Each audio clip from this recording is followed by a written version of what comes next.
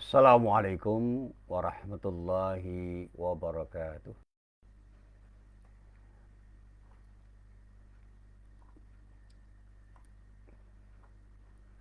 Alhamdulillah rabbil alamin. Wabihi nasta'in ala umurid dunya waddin. Ashhadu an la ilaha illallah wa ashhadu anna Muhammadan abduhu wa rasuluh. Allahumma salli wa sallim ala nabiyyina Muhammad wa ala alihi wa sahbihi wa man walah. Amma ba'd. Para jamaah yang dirahmati Allah, alhamdulillah pada pagi hari ini kita bisa bertemu lagi, dan kita berharap mudah-mudahan pertemuan kita pada pagi hari ini benar-benar menjadi pertemuan yang mendapatkan ridho dari Allah Subhanahu wa taala. Amin. Para jamaah,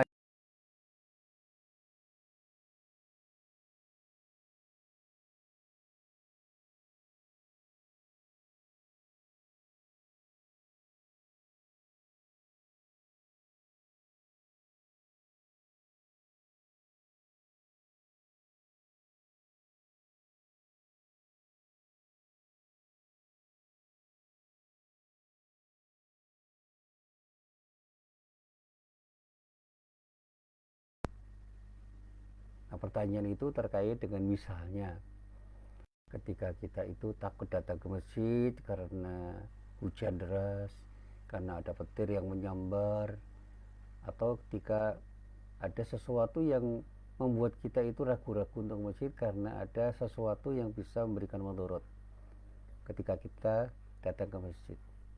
Apapun mudarat yang kita perhitungkan itu, meskipun sifatnya itu baru asumsi-asumsi yang tidak begitu mendasar. Misalnya saya takut ke masjid karena banyak orang yang ke masjid itu yang ternyata sakit, saya takut tertular. Saya takut ke masjid karena jalan menuju masjid itu terlalu licin setelah hujan deras, sehingga terlalu riskan datang ke masjid karena bisa terpeleset ketika datang ke masjid. Nah, rasa takut itu yang kita kenal dengan khauf.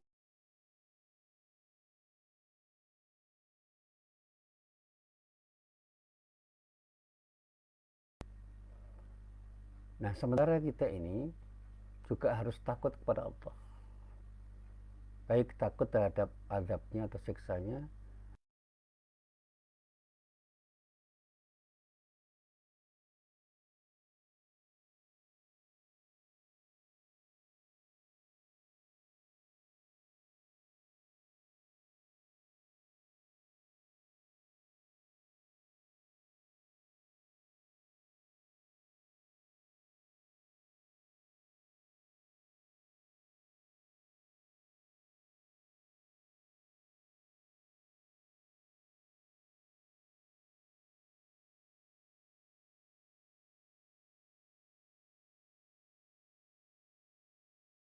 Jadi orang bisa takut karena ada sesuatu yang membahayakan dia, yang ada di depan dia atau di tempat di mana dia mau menuju. Tapi ada orang yang takut karena kehebatan sesuatu yang sangat menakutkan itu, sehingga mendengar saja orang takut. Awas, di pasar itu banyak preman, dan premannya ganas-ganas, kejam-kejam, tega memalak orang. Awas, takut kita terhadap sesuatu itu bisa membuat kita semakin tertekan. Maka jangan datangi tempat itu, karena tempat itu adalah tempat yang sangat menakutkan. Ya, orang seperti itu tidak bisa kita anggap salah, karena memang ada rasa takut terhadap sesuatu karena kehebatan sesuatu atau kebesaran sesuatu, atau sesuatu itu menjadi sesuatu yang sangat menakutkan bagi dirinya.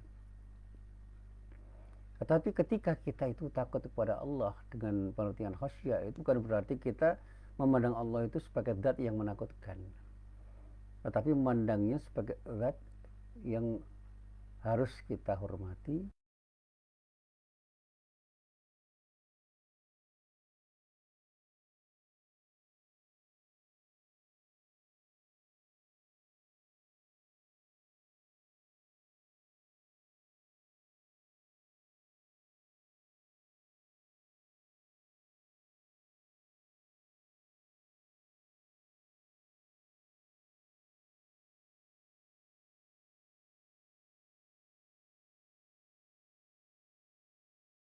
Oleh Allah berupa perintah, larangan, dan irsyad atau bimbingan dari Allah. Kita diminta segera mendatangi suara adzan. Karena ta'zim kita kepada Allah, maka kita datang ke masjid. Kita diminta untuk menjauhi perbuatan-perbuatan maksiat. Karena ta'zim kita kepada Allah, kita jauhi perbuatan maksiat itu. Ketika kita diminta untuk menjadi orang yang berakhlakul karimah, dan kita ditunjuki oleh Allah di dalam ayat-ayat Al-Quran dan juga dipandu oleh Rasulullah dalam hadis-hadisnya untuk berakhlakul karimah, kita hormati aturan-aturan Allah itu, syariat Allah itu, termasuk kita hormati tuntunan Rasulullah itu, sehingga dengan penuh keinginan, antusiasme, kita taati aturan-aturan Allah itu dan tuntunan dari Rasulullah Nabi Muhammad sallallahu alaihi wasallam. Nah, para jamaah yang dirahmati Allah, saya pernah menulis di sebuah media sosial dan kemudian saya kembangkan tulisan saya itu di media cetak. Saya beri judul dengan membangun kembali sikap khauf dan roja. Memang pada beberapa waktu yang lalu saya sudah menjelaskan tentang arti penting sikap khauf dan roja dalam aktivitas ibadah kita, yang ternyata tidak mungkin keduanya kita abaikan. Tetapi ternyata khauf dan roja itu tidak harus hanya ada di dalam ibadah kita ketika kita berinteraksi dengan Allah. Di dalam muamalah pun sikap khauf dan roja itu harus hadir. Dan tidak bisa dipungkiri bahwa perjalanan hidup kita itu selalu diputi oleh dua hal yang silih berganti. Kadang-kadang kita itu senang, kadang-kadang kita sedih. Kita senang atau gembira karena mendapatkan sesuatu yang kita harapkan, dan kita sedih di saat kita tidak atau belum mendapatkan sesuatu yang kita harapkan. Dan semua orang memiliki sejumlah harapan, tetapi tidak semua yang diharapkan pada akhirnya diperolehnya, dan bahkan dalam banyak hal mengalami sejumlah kegagalan. Demikian juga seseorang itu tidak ingin mendapatkan sesuatu yang tidak diharapkan. Begitu dia mendapatkan sesuatu yang tidak diharapkan, dia bersedih. Nah, berkaitan dengan perjalanan hidup setiap orang, para ulama menyatakan bahwa terdapat dua hal dalam sisi spiritualitas seseorang yang harus dijaga keseimbangannya. Kedua hal tersebut adalah ketakutan dan kekhawatiran atas siksa atau azab Allah sebagai akibat dari perbuatan dosanya. Nah, kalau kita bicara tentang ibadah, bagaimana kita harus takut terhadap siksa dan azab-azab Allah yang kita kenal sangat pedih, kita pahami sangat pedih, itu disebut juga dengan khauf. Sebagaimana kita takut terhadap sesuatu yang mengkhawatirkan pada diri kita ketika kita bermuamalah. Takut terhadap neraka itu disebut juga dengan khauf. Dan pengharapan kita atas kemurahan dan pengampunan serta kasih sayang Allah disebut dengan roja. Ya.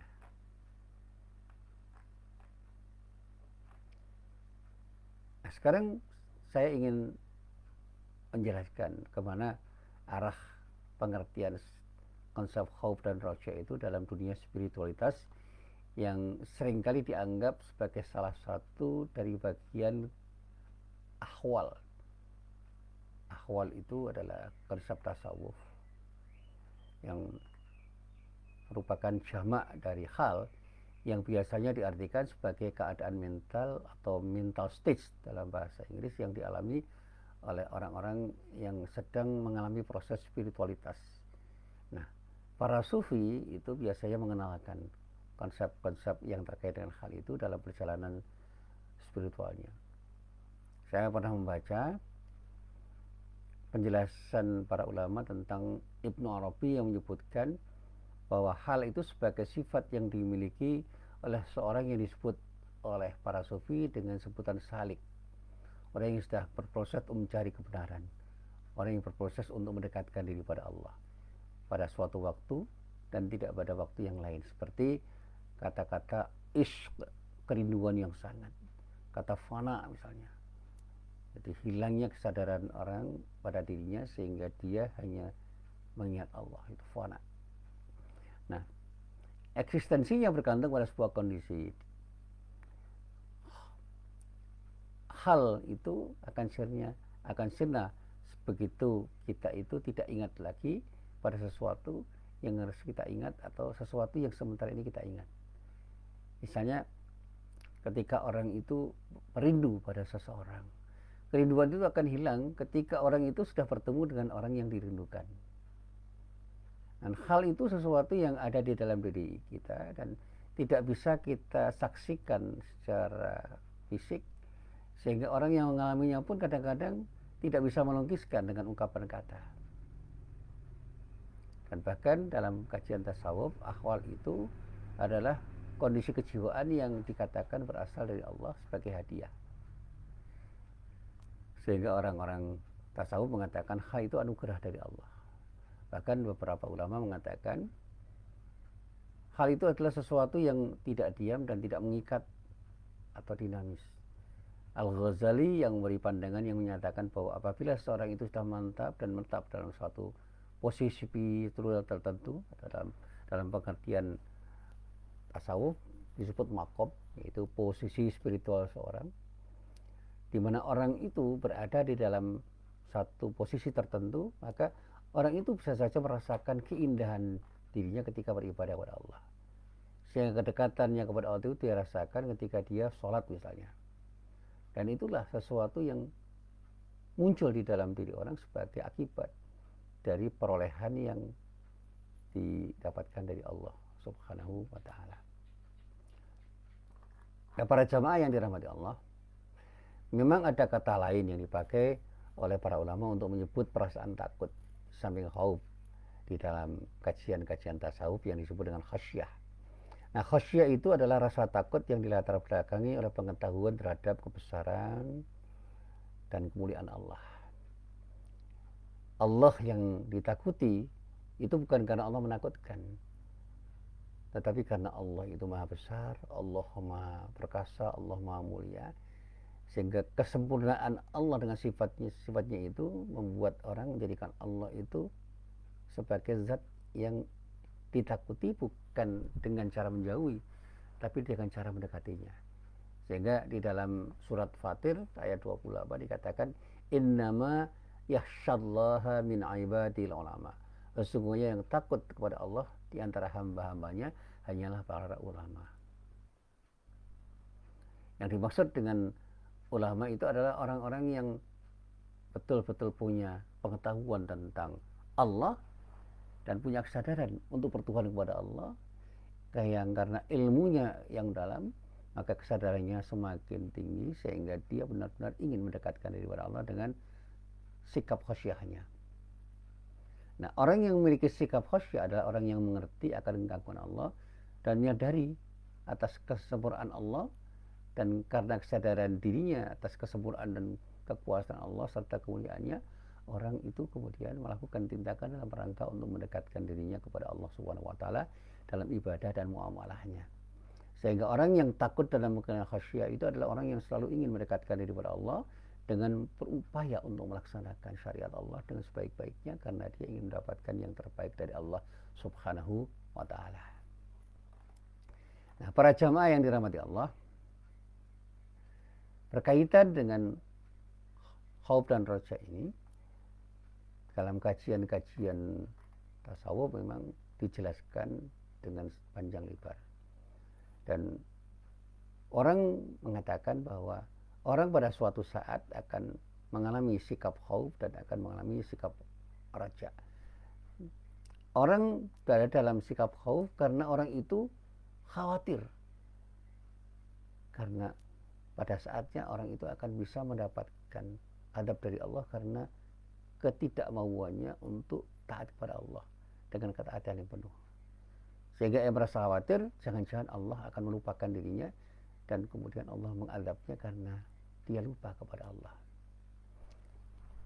Dalam sebuah tulisan yang saya baca, Ibnu Qayyim al-Jauziyah menyatakan bahwa takut kepada Allah itu memang adalah sesuatu yang lazim dimiliki oleh orang yang beriman. Orang yang beriman takut pada Allah, sehingga dia beribadah kepada Allah karena tidak ingin Allah itu jauh darinya, dan pada saatnya dia ingin mendekatkan diri kepada Allah dengan satu harapan, dia tidak akan mendapatkan siksa Allah. Dia akan beribadah dengan penuh ketundukan dan kekhusyuan.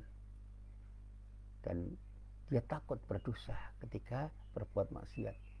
Karena dia takut kepada Allah, maka dia tidak akan pernah berbuat maksiat. Seorang yang punya perasaan takut kepada Allah tidak mungkin dia korupsi. Tidak mungkin dia serakah. Tidak mungkin dia tidak merasa malu untuk berbuat maksiat. Nah, para jamaah yang dirahmati Allah, di dalam tulisan yang saya baca, khauf itu dapat diumpamakan seperti kondisi yang dirasakan oleh seseorang yang sedang dikejar-kejar musuh sehingga dia tidak berani bergerak dan bersuara di tempat persembunyiannya. Dia cemas, dia gelisah, dan bahkan dia panik. Itulah yang bisa digambarkan bila ketika seseorang itu sedang dalam perasaan khauf, saat mengingat dosa-dosanya yang demikian banyak, sehingga dia itu merasa tidak nyaman di dalam dirinya karena takut terhadap Allah, azab Allah yang akan diberikan oleh Allah pada dirinya karena banyak dosa, sehingga dia ingin bertaubat. Saat dia ingat bahwa dia pernah memakan harta yang haram misalnya, pernah mencuri atau korupsi, maka dia akan menyadari bahwa apapun yang didapatkan itu akan jadi darah dan daging dalam tubuhnya dan tidak akan menjadikan dirinya bersih kecuali ketika dibakar dengan taubatan nasuha, sehingga dia akan bertaubat dengan apa yang pernah dia lakukan itu. Nah, ada sebuah hadis yang bisa saya baca untuk memberikan ilustrasi. Satu saat Rasulullah itu bersabda kepada seorang sahabat yang bernama Ka'ab bin Ujrah. Dia mengatakan, "Ya Ka'ab bin Ujrah, as-salatu burhan." Wahai Ka'ab bin Ujrah, salat itu merupakan tanda keimanan. Ya. Jadi kata burhan di sini bisa diartikan tanda keimanan. Dan burhan itu bisa saja berarti petunjuk atau sesuatu yang menunjuki atau sesuatu yang menjadi indikator sesuatu. Jadi indikator keimanan itu ada di dalam sholat orang. Jadi kalau orang itu mengatakan saya beriman, tidak mungkin dia tidak pernah sholat. Karena indikator keimanan itu adalah sholat. Wasaumu junnatun hasinah. Dan puasa itu adalah perisai yang kokoh. Jadi kalau kita itu berpuasa dengan sungguh-sungguh, puasa itu akan menjadi perisai yang kokoh pada diri kita, sehingga kita terbentengi oleh godaan setan. Dan kita akan bisa menundukkan hawa nafsu kita sehingga kita tidak ditundukkan oleh hawa nafsu kita. Was-shadaqatu tudfi'ul khati'ata kama yudfi'ul ma'un nar. Sedekah itu bisa menghapuskan, dapat menghapuskan dosa sebagaimana air bisa memadamkan api. Semakin banyak kita bersedekah dengan ikhlas karena Allah, itu seperti kita sedang memadamkan api yang membakar dengan air yang kita tuangkan sedikit demi sedikit, akhirnya api itu akan padam. Kemudian dikatakan selanjutnya oleh Rasulullah, ya Ka'ab bin Ujrah, innahu la yarbu lahmun nabata min suhtin illa kanatin naru awla bihi. Wahai Ka'ab bin Ujrah, siapapun hamba yang dagingnya tumbuh dari makanan yang haram, maka neraka lebih pantas baginya. Nah, inilah peringatan dari Rasulullah, jangan pernah kita makan makanan yang haram. Karena setiap makanan yang haram yang kita makan, itu akan mungkin mendatangkan adab dari Allah berupa neraka yang akan membakar orang yang pernah makan makanan yang haram. Jadi koruptor itu pada akhirnya akan masuk neraka. Ini peringatan dari Rasulullah. Harta yang kita makan dari hasil korupsi itu akan menjadikan kita lebih pantas masuk neraka. Ini peringatan dari Rasulullah sebagaimana yang saya baca dari kitab Sunan At-Tirmidzi juz 2 halaman 512, hadisnya nomor 614. Dan bisa kita lacak juga di dalam kitab Musnad Imam Ahmad bin Hanbal juz 5 halaman 344. Hadisnya nomor 22.960. Hadis ini juga diriwayatkan oleh Al-Hakim di dalam kitab Al-Mustadrak juz 4 halaman 141, hadisnya nomor 7162, dan juga oleh Imam At-Tabrani di dalam kitab Al-Mu'jam. Di dalam kitab Al-Mu'jam yang pada saatnya dikatakan dalam kitab Al-Mu'jam Al-Kabir dan Mu'jam Al-Awsat itu dengan penjelasan yang sama. Saya baca misalnya di dalam kitab Al-Mu'jam Al-Awsat juz 3 halaman 157 pada hadis nomor 2879. Hadisnya juga mirip, cuma redaksinya agak berbeda. Bahkan juga bisa kita baca di dalam kitab Al-Ahkam Asy-Syar'iyyah yang ditulis oleh Al-Ishbili pada juz 3 halaman 270, dan bisa kita baca juga di dalam kitab Syu'abul Iman yang ditulis oleh Imam Al-Baihaqi pada juz 2 halaman 315, hadisnya nomor 969. Nah, para jamaah yang dirahmati Allah, ketika seorang hamba itu berada dalam kondisi khauf, maka yang selalu terbayang pada hamba itu adalah siksa atau azab Allah yang sangat pedih. Bagaimana tidak? Bukankah hidup ini penuh dengan godaan dosa? Ini yang dikatakan oleh Ibnu Qayyim Al-Jauziyah di dalam kitab Madarijus Salikin yang sering saya baca penjelasan-penjelasannya secara penuh dan saya berikan dalam bentuk pengajian. Dikatakan di dalam setiap langkah, dalam setiap pelaku dan ucapan, selalu saja ada yang salah dan khilaf. Dan inilah yang kemudian membuat orang yang beriman itu takut terhadap azab Allah. Kita diberi nikmat oleh Allah berupa mata untuk melihat, yang memang hanya pantas untuk melihat hal yang baik. Tetapi ketika mata itu kita gunakan untuk memandang sesuatu yang haram, maka kita akan takut. Jangan-jangan Allah akan mengadab diri kita ketika kita melihat sesuatu yang haram.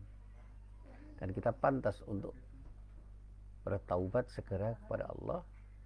Termasuk di dalamnya ketika kita itu melakukan tindakan maksiat dengan apapun yang diberikan oleh Allah. Karena pada saatnya kita pada saat itu tidak dalam keadaan syukur nikmat, tetapi dalam keadaan kufur nikmat. Nah, sebaliknya dalam kondisi raja, ini pengertian yang diberikan oleh para ulama, seorang itu bisa memastikan bahwa dia pasti akan mendapat rahmat dan kasih sayang dan ampunan Allah ketika beramal soleh. Bagaimana tidak? Orang kafir pun itu mendapatkan nikmat dari Allah, apalagi orang yang beriman. Orang kafir itu diberi kenikmatan duniawi oleh Allah, apalagi orang-orang yang beriman. Sehingga harapan orang yang beriman itu selalu dia akan berharap nikmat dari Allah dengan imannya, karena Allah akan memberikan jalan yang lapang bagi orang yang beriman untuk mendapatkan kenikmatan dari Allah. Dan pada saatnya kenikmatan dari Allah itu akan memberikan nilai tambah pada dirinya untuk bisa menambah keimanannya dan beramal soleh dengan iman yang dia miliki. Para jamaah yang dirahmati Allah, dalam sikap roja ini orang-orang yang beriman akan merasa senang, akan merasa nyaman, kan ada harapan bahwa dia akan mendapatkan yang terbaik dari Allah dengan iman dan amal solehnya. Sehingga semakin yakin dengan apa yang diharapkan itu, dia akan membangun ketakwanya kepada Allah. Sehingga pada saatnya ketika seorang itu betul-betul beriman kepada Allah, dia punya optimisme yang sangat tinggi. Karena rojaknya itu ada di dalam dirinya. Dia tidak akan pernah merasa khawatir terhadap apa yang akan didapatkan dari Allah. Karena setiap istighfar yang diucapkannya itu akan mendatangkan maghfirah, ampunan dari Allah. Dosa-dosanya akan diampuni oleh Allah ketika dia benar-benar beristighfar dalam rangka untuk bertaubat dengan taubatan nasuha. Dia yakin dosa-dosanya akan dihapus oleh Allah. Apapun yang pernah diperbuatnya di dalam berbuat maksiat akan dianggap tidak ada oleh Allah karena maghfirahnya. Ampunan dari Allah sedemikian luas sehingga ia dapat anugerah dari Allah ketika dia bertaubat. Dia akan menjadi orang yang betul-betul nyaman di dalam hidup karena harapannya dari Allah itu benar-benar ada di dalam dirinya. rasa bersalah dari dosa-dosa yang pernah dia lakukan itu tiba-tiba hilang karena sikap rojaknya itu. Dan ini berkebalikan dengan sikap khaufnya. Orang yang berada dalam sikap khauf khawatir akan mendapatkan adab dari Allah, sementara orang yang berada dalam sikap roja dia akan punya harapan untuk mendapatkan sesuatu yang terbaik dari Allah Subhanahu wa taala. Apapun yang dilakukannya dalam hidupnya itu selalu akan memberikan harapan, dia akan mendapatkan sesuatu yang terbaik dari Allah Subhanahu wa taala. Dan inilah yang paling layak bagi setiap orang yang beriman, menerima pemberian dari Allah dan mengembangkan pemberian dari Allah itu dengan sikap syukurnya, sehingga dia memiliki keseimbangan spiritual.